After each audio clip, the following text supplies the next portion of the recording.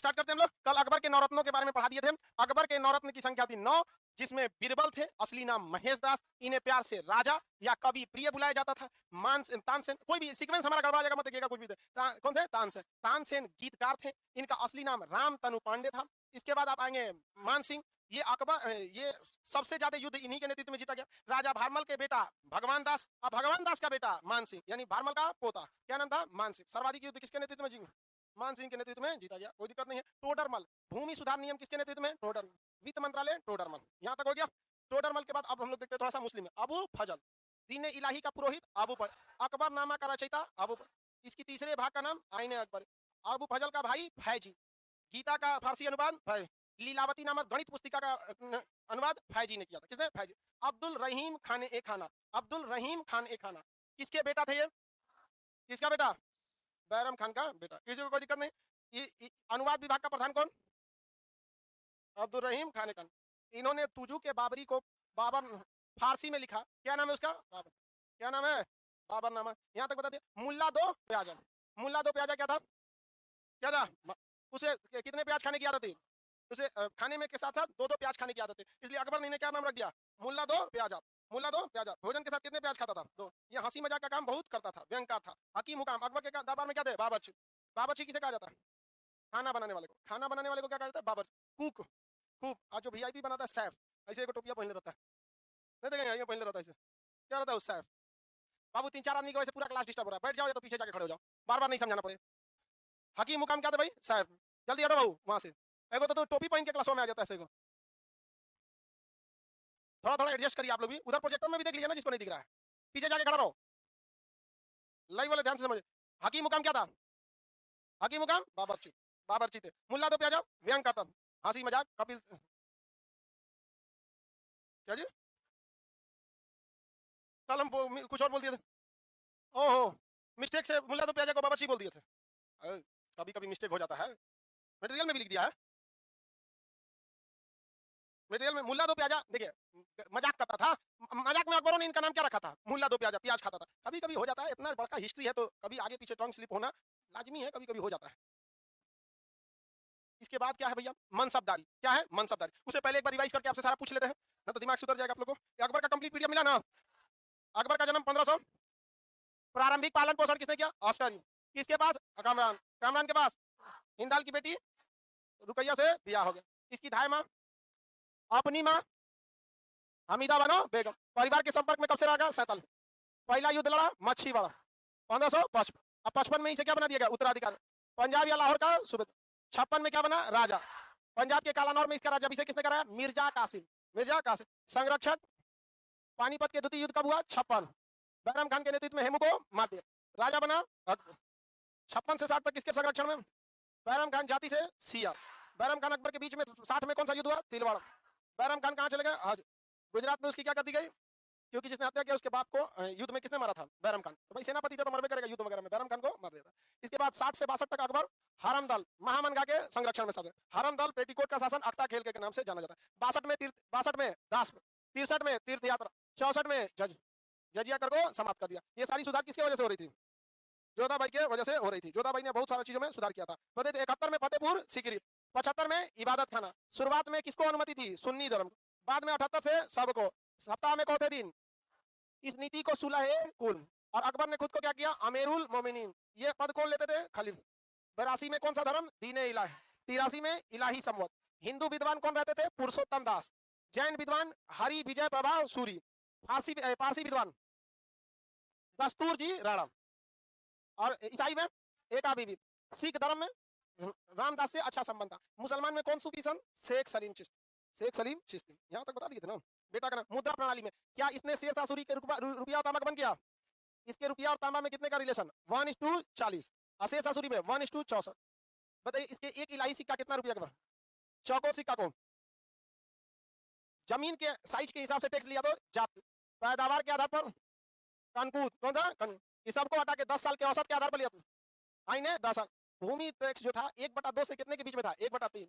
1/2 से 1/3 के बीच में, कोई दिक्कत नहीं। भू राजस्व को एक और नाम से जाना जाता था, खराज। क्या कहा जाता था? खराज।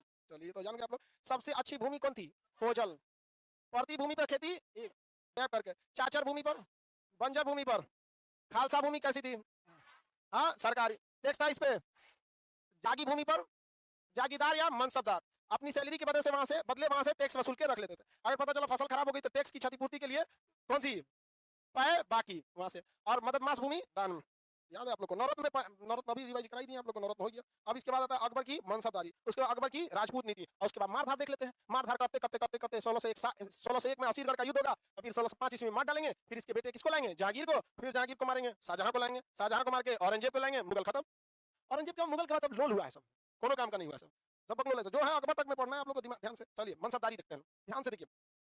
मनसबदारी व्यवस्था, हालांकि इसकी शुरुआत सैन्य व्यवस्था से थी, लेकिन ये प्रशासनिक भी था। तो कहेगा कि मनसबदारी व्यवस्था मेनली किस चीज से थी? सैनिक प्लस प्रशासनिक। मनसबदारी, मनसबदारी जो व्यवस्था थी ये डिफेंस यानी सैन्य व्यवस्था थी। कैसी थी? सैन्य। प्लस कौन सी थी? प्रशासनिक प्रशासनिक व्यवस्था थी। क्या थी भैया इसमें मनसबदारी में? ध्यान से समझिए। उस वक्त ना तोप उतना नहीं था, में घोड़ा और पैदल सैनिक ही युद्ध करते थे, और इन्हीं को हर जगह भेजा जाता था। अकबर कितने लोगों की रिस्पॉन्सिबिलिटी लेगा भाई? कितने सैनिक हैं, कौन सैनिक आ रहा है? आजकल की तरह डिजिटलाइजेशन था नहीं उस वक्त। अकबर ने दिमाग लगाया, उसने कहा कि हम सैनिकों को सैलरी नहीं देते, एक काम करते हैं ठेका पे दे देते हैं सैनिक। तो सैनिक ठेका पे दे दिया। कहा कि देख भाई, किसी एक आदमी को बोला इधर उधर, तुम मेरा मनसबदार हो, हम तुमको 2000 का मनसब देते हैं। 2000 का मनसब। तू कहेगा ये कौन सी होता है? कहेगा देख हम तुमको क्या करते हैं, तुमको कहते हैं कि तुम 1500 पैदल सैनिक रखो और 500 घुड़सवारों को रखो। क्या बात करते हैं? पैदल सैनिक 3 रुपया महीना सैलरी लेता है, और घुड़सवार 20 रुपया मांगता है महीना। उस समय महीना सैलरी कितना था? 3 रुपया। और रुपया मतलब कै गो दाम? 40 दाम। और 3 रुपया जिसकी सैलरी है 120 को तांबे का सिक्का रखता था वो। तो 3 रुपया क्या थी सैलरी? तो बताइए अकबर के समय पैदल सैनिकों की सैलरी 3 लाख। पैदल सैनिकों को जाट कहा जाता था। क्या कहा जाता था? जाट। और घुड़सवारों को सवार कहा जाता था। सवार सैलरी कितना लेता था? हाँ 20 रुपया। अब पैदल सैनिक 3 रुपया। तो किसी को मनसबदार बनाएंगे, तो मनसबदार जब उसको बनाएंगे तो क्या करें भाई, हम कहां से इतना पैसा लाएंगे? 2000 का मनसब हमको दे दिए, जिसमें से आपने कह दिया कि 1500 क्या रखिएगा? जाट यानी पैदल सैनिक। तो 1500 रखेगा तो 3 रुपया, 4500 रुपया इनके तो जेब से चल गया। अब मान के चलिए 500 घोड़ा रखेगा तो ये कितना सैलरी देता था? 20 रुपया। 10,000, 10,000 हो गया। टोटल खर्चा कितना आया? 55,000, 14,500, 55,000 का 10,000 और 14,500, 14,500। बताइए इतना खर्चा आया। मनसबदार हाथ जोड़ लेगा, भैया हमारा नहीं करना, हमारे पास इतना पैसा नहीं है। अकबर कहता था ए पगला अभी काहे खदकने लगा, पूरा बात सुनना। इतना सैनिकों को तुमको जिम्मेदारी है, इनको इनकी सैलरी देना, इनको रेडी रखना, इनकी संख्या बरकरार रखना। तुम्हारा जो इतना खर्चा आएगा ना, एकरा से ज्यादा पैसा वाला हम जागी भूमि तुमको देंगे। क्या देंगे? जागी भूमि देंगे। मान के चलिए कितना पैसा यहाँ खर्चा आ रहा है? 14, तो इसको दे देगा आपको 16,000 का। एक ऐसी कौन सी जमीन देगा? जागी भूमि, जिस पर टैक्स कितना आ रहा हो? 1600। क्या आएगा? 1600। अकबर ने एगो को बुलाया, कहा कि तुम मेरे मनसबदार, 2000 का तुमको क्या देते हैं? मनसब। तुम रखना 500 सवार सैनिक। सवार मतलब?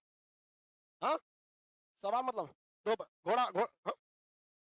नहीं नहीं, हाथी के लिए अलग थी, हाथी और तोप अलग था। और यहाँ पे क्या था? जाट। क्या था? जाट। इसने मनसब बना दिया। अब वो मनसब वाला को इन लोग इतना खर्चा कहाँ से लाएगा? अकबर देता था? नहीं। उसी मनसबदार को कहता था कि आप किस क्षेत्र के रहने वाले हैं, हम उसी क्षेत्र की जागी भूमि आपको लिख देते हैं।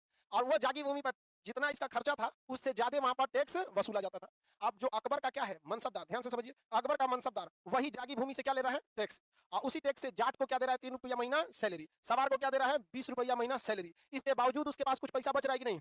इससे किसका खर्चा चलेगा? उस मनसबदार का। अकबर अपने मनसबदारों का बहुत ख्याल रखता था। वो इस चीज को ध्यान रखता था कि मनसबदारों के पास पैसा की कमी ना हो, इसलिए वो हमेशा मार्जिन से बहुत ज्यादा बढ़ाकर पैसे देता था, बहुत ज्यादा पैसे बढ़ाकर देता था। और वह कितने का और बताइए वो मनसबदार के अंडर में कितने फौजी हो गए? 2000। क्या हो गए? 2000। अब आप बताइए अकबर को 2000 फौजियों के डिसिप्लिन, उनकी सैलरी, उनकी ट्रेनिंग, उनका पोजीशन कहाँ है, इससे कोई टेंशन था? उनको सैलरी देने का कोई टेंशन था? केवल अकबर को 2000 की जगह पे किससे बात करना था? एक मनसबदार से। किसे? एक मनसबदार से। तो बताइए अकबर के पास सेना थी या मनसबदार थे? अब मान के चलिए कहीं पर 5-10,000 फौज भेजना है। कितना भेजना है? 10,000। तो खड़े को 10,000 मनसबदार वाले को बुलाएगा। लिस्ट था, प्रथम श्रेणी के मनसबदार, द्वितीय श्रेणी के, तृतीय श्रेणी के मनसबदार। सीधे किसको बुलाएगा? मनसबदार। कितना वाला? 10,000। 10,000 मनसबदार को क्या? मनसबदार इधर आइए, फलानिया जगह पे जाकर हाजीपुर पे हमला कर दीजिए, गांधी से तो दूर दीजिए। तो बताइए अकबर हमला करने जाता था कि मनसबदार? मनसबदार। मान के चलिए उसके पास 10,000 वाला मनसबदार है ही नहीं है, या कहीं दूसरी जगह युद्ध में गया, तो 2-2,000 वाले मनसबदार को कहेगा? बुलाएगा 5 को। कहेगा वो कहेगा भोपू लेकर आता था, 2,000 वाले मनसबदार हाजिर हो, चिल्लाएगा वो जी हुजूर। तो 2,000 वाला कहेगा 5 को, 5 को कहेगा फलाना जगह हमला करो। इनके पास क्या रहती थी? जाट। इनके पास सवार। सैलरी कौन देता था? मनसबदार। राजा से कोई मतलब? टेंशन फ्री कौन रहता था? राजा।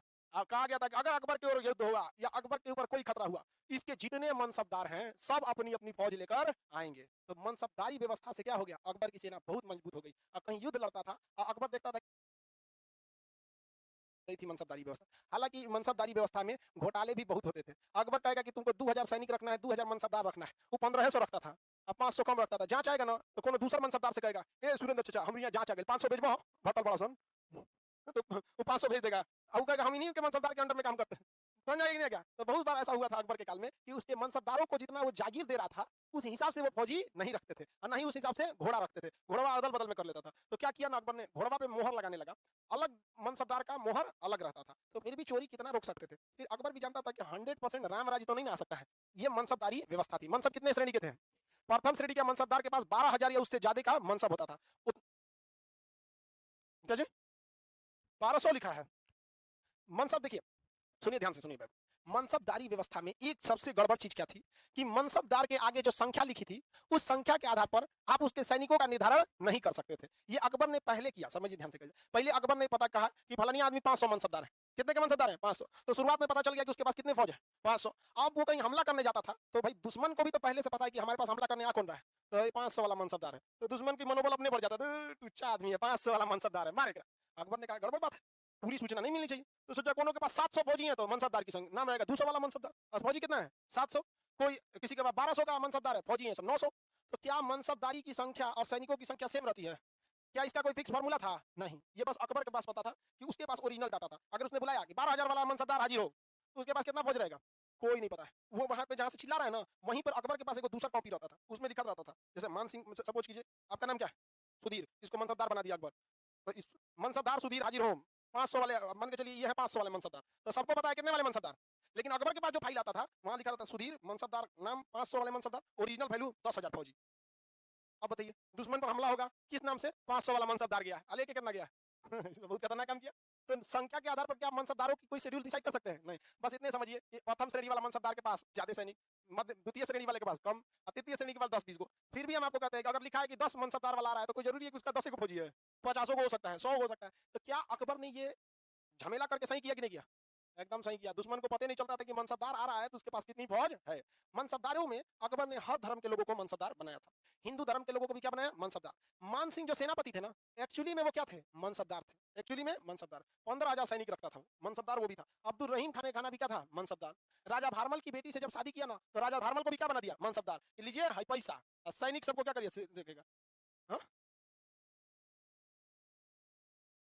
नहीं जी, जोधा उसकी पोती थोड़ी थी। बकलोल कहीं का कह रहा है कि जोधाबाई भारमल की पोती थी। क्या थी? बेटी। समझ में गया? बकलोल कहीं का। मनसबदारी व्यवस्था में किसी को दिक्कत है? सबसे ज्यादा हिंदू मनसबदार किसने बनाया? औरंगजेब। औरंगजेब के समय हिंदू मनसबदारों की संख्या ज्यादा थी। अकबर की सैन्य व्यवस्था किस पर आधारित थी? मनसबदार। मनसबदार समझ में आ गया? मनसबदार की संख्या क्या वास्तविक संख्या के समान थी? क्या थी? भिन्न थी। तो मनसबदार में लिख सकते हैं मनसबदारों की संख्या वास्तविक सैनिकों की संख्या से भिन्न रहती थी। मनसब की संख्या, मनसब की संख्या वास्तविक सैनिकों की संख्या से भिन्न रहती थी। मनसब की संख्या यहाँ लिखा हुआ है, खाली जगह है, कहीं और चिरकुट पे लिख दीजिए। मनसब की संख्या, मनसब की संख्या वास्तविक सैनिकों की संख्या से भिन्न रहती थी।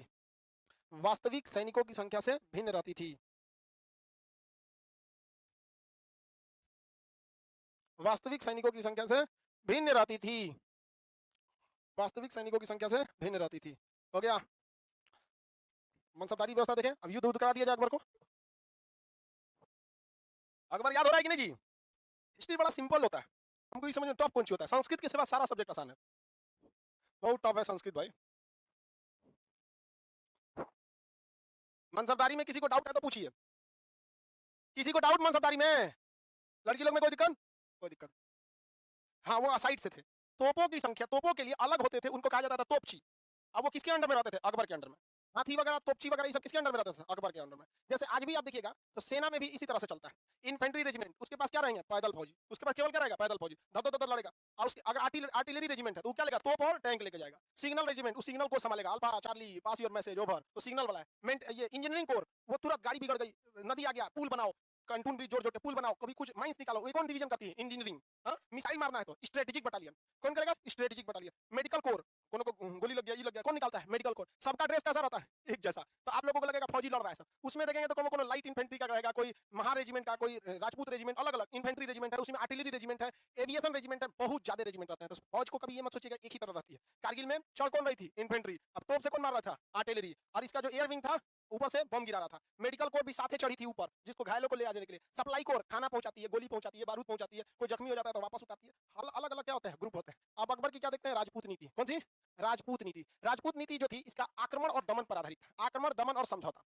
क्या करना था? आक्रमण, दमन और समझौता। क्या था देखिए ध्यान से। ये राजपूत राजाओं के पास क्या करता था? इस तरह से घेराबंदी कर देता था कि वो लोग फंस जाए, लोग क्या हो जाए? फंस जाए। आक्रमण करके छोटा मोटा अगल बगल का किला तोड़ दे, और दमन करके फंस जाए, और उनके सामने ऐसा शर्त रख दे कि वो उस शर्त से बाहर ही ना निकल पाए। तो ये क्या यही पर आधारित था? किसका नीति? अकबर का राजपूत नीति। अकबर को पता था कि राजपूत शासक को राजा बनने रहना जरूरी है, वरना उनसे राजा का पद छीना जाएगा तो वो क्या कर लेंगे? विद्रोह कर देंगे। तो किसी भी राजा पे क्या करता था? आक्रमण करता था, चारों ओर से घेर लेता था। तो उसके राजा को बड़ा इज्जत से बुलाता था, आप राजा साहब आप चलिए, आपको अकबर बुला रहे हैं। राजा साहब को पता है कि हमारा क्या एरिया घेरा चुका है। अब जब चाहे अकबर अब क्या कर देगा? मरवा देगा। छोटा भी राजा रहेगा तो उसको बड़ा इज्जत से ले जाते थे अकबर के सैनिक सब, आपको राजा साहब बुलाए हैं। वीआईपी कुर्सी लगता था अकबर के बगल में, अकबर उनको इज्जत से बुलाता था, राजा साहब बैठिए। आप कहेंगे भाई हम हार गए, तब वो राजा साहब बैठा रहा, बगल में बैठा रहा, कहा कि आप राजा रहेंगे, जो जमीन है वहां पर लगान आप वसूलेंगे। जागीर आपकी जो जमीन है उसे हम कौन सी जमीन घोषित कर देते हैं? जागीर भूमि। कहता है इसका मतलब? कहा कि जमीन मेरा ही रहेगा, टैक्स आप रखिएगा। हो गया। कहेगा ये अकबर तो पगला गया है, जमीन का रजिस्ट्री अपने नाम पे रख रहा है। जो मेरा साम्राज्य है उस जमीन की रजिस्ट्री किसके पास आ गई? अकबर। और टैक्स वसूलने का काम राजा करे। कहेगा हाँ आप टैक्स रखिएगा। हम टैक्स रखेंगे तो आपको क्या फायदा? क्या कि बस हम आपको अपना मनसबदार बना देते हैं। समझ रहे हैं? टैक्सवा का पैसवा कहाँ खर्चा करा देगा? सैनिक में कहाँ करा देगा? सैनिक। दिमाग देख रहे हैं? कहा कि ठीक है आपको मनसबदार बनाते हैं। लेकिन अकबर ने मनसबदारी में ये एकदम ध्यान रखा कि उनसे जो जागीर के रूप में टैक्स मिल रहा है, उस टैक्स से सैलरी देने के बाद भी एक अच्छा खासा पैसा बचे, ताकि जागीरदार और मनसबदार भी एक राजा की जिंदगी जी सके। तो वो देख रहे हैं राजपूत शासक, हमारा साम्राज्य घिरा हुआ है, अब हमको यहाँ लाया गया, बंदी भी बनाया जा सकता है। अकबर हमको ऑफर दे रहा है, ना हमसे राजा का पद छीना, ना हमसे टैक्स वसूलने का अधिकार छीना, और ना हमारे सैनिक छीना, और सैनिकों को सैलरी हम ही दे रहे हैं। समझ में आ कि नहीं? क्या हम अकबर के क्या कहलाएंगे? मनसबदार। और अपने क्षेत्र में क्या कहलाएंगे? राजा। एक नंबर वो राजा हो गया। कहा कि ठीक है हम दोनों आपस में क्या रहेंगे? मित्र। आपके साम्राज्य की रक्षा की जिम्मेदारी मेरी, और हमारे लिए आपको मनसबदार है। लड़ाई में तो आपको आना ही पड़ेगा, क्योंकि नहीं आएंगे तो जमीन की रजिस्ट्री मेरे पास है, हटा देंगे आपको वहां से जागीरदार, दूसरे को भेज देंगे टैक्स लेने के लिए। तो तलवार भी लटकी रहती थी उनके गर्दन पे कि कभी भी जागीरदारी क्या हो सकती है? खत्म। सारा अधिकार राजा का किसने दे दिया? अकबर ने उस राजपूत राजाओं को। लेकिन कहा कि आप सिक्का नहीं चलवा सकते। सिक्का नहीं। सिक्का कौन सा चलेगा? मुगल का शाही सिक्का, मुगलों का शाही सिक्का। अब चाहे वो रुपया हो, टाका हो, इलाही हो, और जलाली सिक्का, यही सिक्के चलेंगे। तो ये नीति थी अकबर की। कौन सी नीति? राजपूत नीति। इससे अकबर क्या था कि राजपूतों के बीच एक अच्छा संबंध बना लिया, और राजपूत राजा कहलाते थे, और खुद को अकबर ने क्या कहा? बादशाह। क्या कहा? बादशाह। हो गया, सम्राट घोषित कर दिया, बाकी लोग राजा। तो राजपूतों का क्या करना था? हम राजा है, राजा रहेंगे। तो हाँ रहिए, आपको कौन मना किया? हम सम्राट हैं। ये कौन सी नीति थी अकबर की? राजपूत नीति। समझ में आ गया कि नहीं आ गया? किसी को दिक्कत? अब हम अकबर के सैन्य अभियान देखते हैं। अकबर के कौन सा अभियान? सैन्य अभियान। अकबर बैरम खान के संरक्षण से कब मुक्त हुआ था? उससे पहले ही इसने अपना सैन्य अभियान चालू कर दिया था, और सबसे पहले इसने ग्वालियर पर हमला किया। कहाँ हमला किया? ग्वालियर पर 1559। ये कहाँ आक्रमण किया? ग्वालियर। ग्वालियर का रहने वाला कौन था? तानसेन। ग्वालियर का कौन था? तानसेन। तो दिल्ली से पहला आक्रमण कहाँ हुआ? ग्वालियर पर। कहाँ हुआ? ग्वालियर पर। कब हुआ? चलिए ध्यान से क्वेश्चन बताइए। अकबर के जीवन का पहला युद्ध कौन सा था? मच्छीवाड़ा का युद्ध। इस युद्ध में वो अपने पिता हुमायूं के साथ, लेकिन स्वतंत्र शासक के रूप में अकबर का पहला युद्ध ग्वालियर। ग्वालियर का युद्ध कब हुआ था? 1559 में।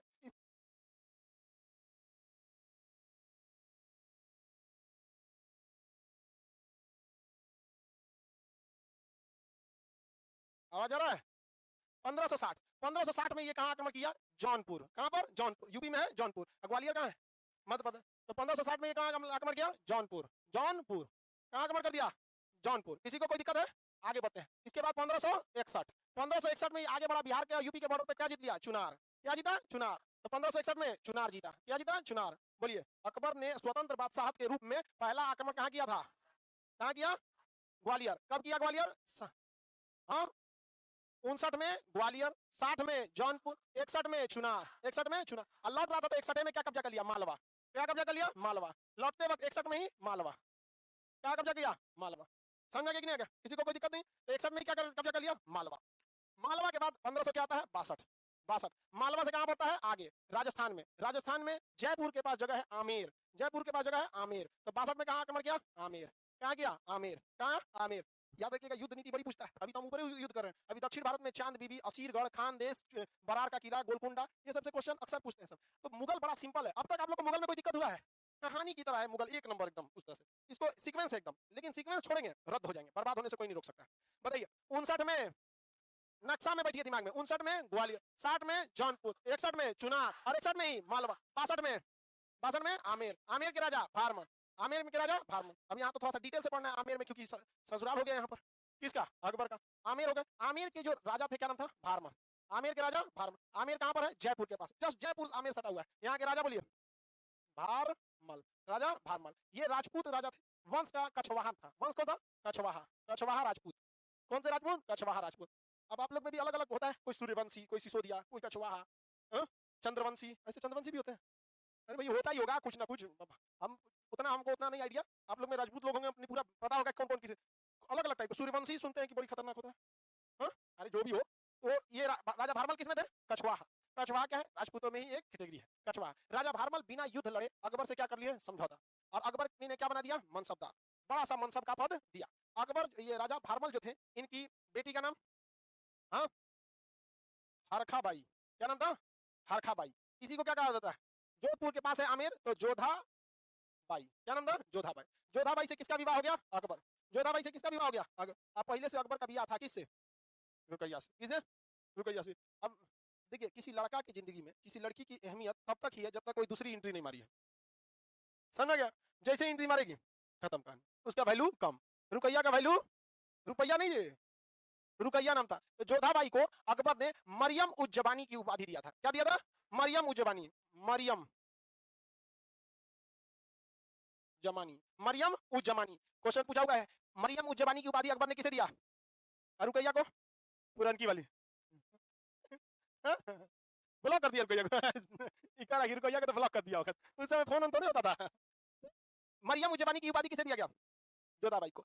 राजा भारमल की बेटी, राजा भारमल का बेटा का नाम भगवान दास, भगवान दास, बेटा का नाम भगवान, और भगवान दास के बेटा का नाम मान सिंह, भगवान दास के बेटा का नाम मान सिंह। मान सिंह बहुत ही योग्य कुशल सेनापति था। मान सिंह क्या था, कुशल सेनापति था, बहुत ही ज्यादा। अकबर ने क्या किया था, नवरत्न बनाया था। समझा कि नहीं, 62 में कौन सा युद्ध हुआ, आमेर, 62 में आमेर के राजा भारमल। क्या राजा भारमल ने युद्ध किया था, युद्ध किए बिना ही अकबर की अधीनता स्वीकार किया गया था। राजा भारमल कौन से राजपूत शासक थे, कछवाहा। कौन से थे, कछवाहा। राजा भारमल का बेटा का नाम भगवान, बेटा का बेटा, यानी राजा भारमल का पोता, राजा भारमल का पोता, क्या नाम था, मान सिंह। क्या नाम था, बेटी का नाम हरखाबाई, बेटी का नाम हरखाबाई। उसी को क्या कहा गया, जोधाबाई। अकबर ने कौन सी उपाधि, मरियम उज जबानी, मरियम उज जबानी। किसी को कोई दिक्कत नहीं है, आगे बढ़े। सारा मटेरियल में लिखा हुआ है कि नहीं है, चलिए एक बार पढ़ देते।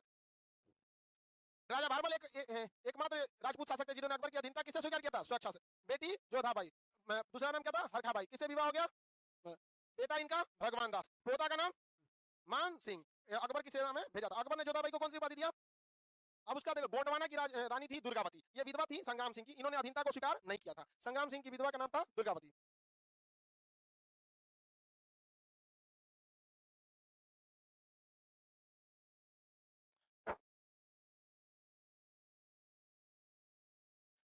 इसके बाद देखिए, यहाँ पर गोंडवाना कौन सा जगह, मध्य प्रदेश के पास जगह कौन था, गोंडवाना। यहाँ एक राजा थे संग्राम सिंह, गोंडवाना के राजा क्या नाम क्या था, संग्राम सिंह। संग्राम सिंह जो थे यहाँ के राजा थे। इस संग्राम सिंह जो थे यहाँ के राजा, इनकी इनकी मृत्यु हो गई। इनकी पत्नी का नाम दुर्गावती, रानी दुर्गावती। रानी दुर्गावती ने अकबर की अधीनता को स्वीकार नहीं किया, और मतलब एकदम बराबरी का टक्कर दी किसको, अकबर को। लेकिन अकबर के पास मनसबदारों की कमी थी, चारों से घेरवा दिया किसको, दुर्गावती। और अंततः गोंडवाना पर भी कब्जा किसका हो गया, अकबर का ही। अंततः गोंडवाना पर कब्जा किसका हुआ, अकबर का हो गया। किसी को कोई दिक्कत नहीं है।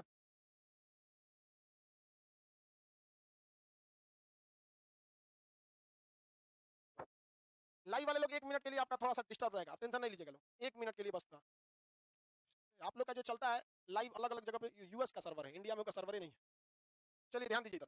पहला युद्ध 1559 में, सबसे पहले 60 में, 61 में चुना, 61 में ही, 62 में क्या, गोंडवाना के राजा का नाम क्या था, संग्राम, संग्राम सिंह की विधवा क्या अकबर की अधीनता स्वीकार की थी, अकबर से मुंह तोड़ लड़ाई किया था। लेकिन अंततः अकबर ने क्या किया, आक्रमण किस पर, गोंडवाना। इसके बाद अगला आक्रमण आता है मेवाड़। कौन सा, मेवाड़, 1567, 1567। यहाँ देखिए ध्यान से, यहाँ से अगला आक्रमण कहाँ होता है, मेवाड़। कहाँ होता है, मेवाड़। मेवाड़ की राजधानी उस समय थी चित्तौड़, मेवाड़ की राजधानी चित्तौड़, मेवाड़ की राजधानी तो चित्तौड़, यानी मेवाड़ आक्रमण कब हुआ, 1567। इसे मिटा दे, दूसरा ले लेते हैं, उसमें बहुत लड़ाई हो गया नक्सवा में, उसमें लड़ाई ज्यादा हो गया था।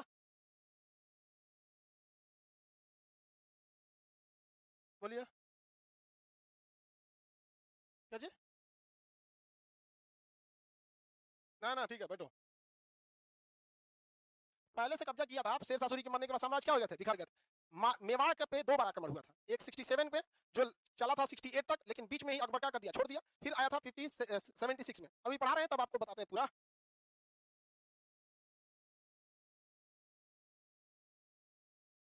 बताइए सबसे पहले कौन सा युद्ध हुआ, कौन सा? उसके बाद 69 में, सॉरी 59 में ग्वालियर, 60, 61, उसी के साथ 62, हाँ 62 के बाद एक ही बार 67। कहां पर, कहां आक्रमण हुआ, मेवाड़, मेवाड़ के राजा उदय सिंह। अब मेवाड़ के बारे में बताना था, ये वाला जगह मेवाड़,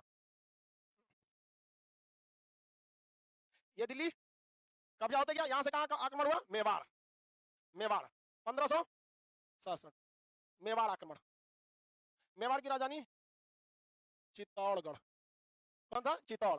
इस समय जब आक्रमण हुआ मेवाड़ पर, तो मेवाड़ पर आक्रमण हुआ तो इस समय यहाँ के राजा थे उदय सिंह, राजा उदय सिंह, क्या नाम था, उदय सिंह। राजा उदय सिंह के समय आक्रमण किसका हो गया, अकबर का। इस युद्ध में राजा उदय सिंह और अकबर के बीच में युद्ध हुआ। यह युद्ध काफी घमासान भरा था, युद्ध के बीच में ही लौट गया कौन, अकबर।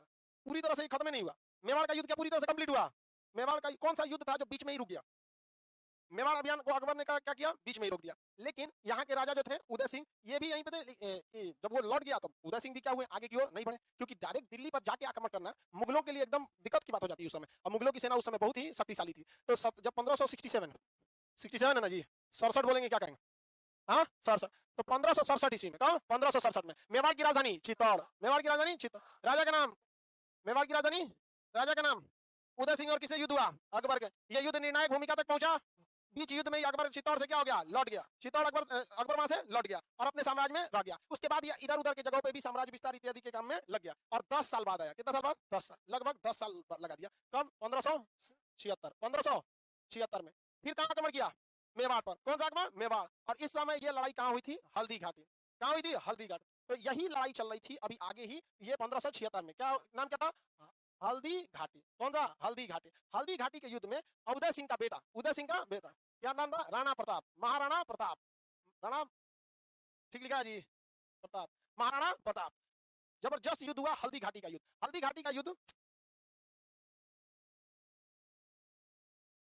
हल्दी घाटी का जो युद्ध था, ये हल्दी घाटी का युद्ध किस युद्ध का ही दूसरा चरण था। मेवाड़ को क्या पहली बार में कब्जा हो पाया था, मेवाड़ पहली बार में कब्जा हुआ नहीं। पहली बार जो मेवाड़ की लड़ाई हुई थी किसके किसके बीच, अकबर और उदय सिंह, अकबर और उदय सिंह। यह युद्ध निर्णायक भूमिका पहुंचने से पहले ही अकबर क्या हो गया, लौट गया। और लगभग कितनी साल बाद आया, 10 साल बाद। और फिर किस पर कब्जा करने के लिए, मेवाड़ पे। लेकिन इस बार युद्ध कहां हुआ था, हल्दी घाटी के मैदान में। कहां हुआ था, हल्दी घाटी के मैदान में। हल्दी घाटी के मैदान में सेना किसकी खड़ी थी, राणा प्रताप किसके पुत्र थे, उदय सिंह। और दूसरी ओर सेना किसकी खड़ी थी, अकबर। किसकी सेना, अकबर की सेना। राणा प्रताप ने अपना सेनापति किसे भेजा था, हकीम खान सूर। किसे भेजा, हकीम खान सूर को। किसे भेजा, हकीम खान सूर। महाराणा प्रताप का सेनापति, महाराणा प्रताप का सेनापति हकीम खान सूर। ध्यान से समझेंगे। 1567 में कौन सा युद्ध हुआ, सब लोग ध्यान दीजिए इधर। 1567 में मेवाड़, मेवाड़ की राजधानी चित्तौड़, मेवाड़ के राजा उदय सिंह। युद्ध किसके साथ हुआ, अकबर। निर्णायक भूमिका से पहले ही अकबर क्या हो गया, लौट गया। 10 साल बाद फिर यहाँ कब्जा करने आया, मेवाड़। लेकिन इस समय मेवाड़ के राजा थे राणा प्रताप। राणा प्रताप किसके बेटा थे, उदय सिंह। उदय सिंह के बेटा राणा प्रताप और अकबर के बीच में फिर युद्ध हुआ। क्या नाम पड़ा, हल्दी घाटी का युद्ध। कौन सा युद्ध, हल्दी घाटी। इस युद्ध में राणा प्रताप के सेना का नेतृत्व हकीम खान सूर और अकबर के सेना का नेतृत्व मान सिंह। अकबर के सेना का नेतृत्व, क्योंकि मानसिंह भी राजस्थान के ही थे और इन्हें राजस्थान के बारे में भली भांति आइडिया था। इस युद्ध में बड़ा भीषण परिणाम हुआ और युद्ध में पूरी तरह से जीत हो रही थी महाराणा प्रताप की। पूरी तरह महाराणा प्रताप जीत चुके थे। 90% से ज्यादा जीत किसकी हो चुकी थी, महाराणा प्रताप। इसी बीच में अफवाह उड़ा दिया कि अकबर आ गया है युद्ध के मैदान में। कौन आ गया है, अकबर आ गया युद्ध के मैदान में। मुगलों की सेना में एक बहुत बड़ी कमी थी, उसके फौजी अकबर के लिए नहीं अपने मनसबदार के लिए लड़ रहे थे, क्योंकि फौज की जिम्मेदारी किसकी थी, मनसबदार।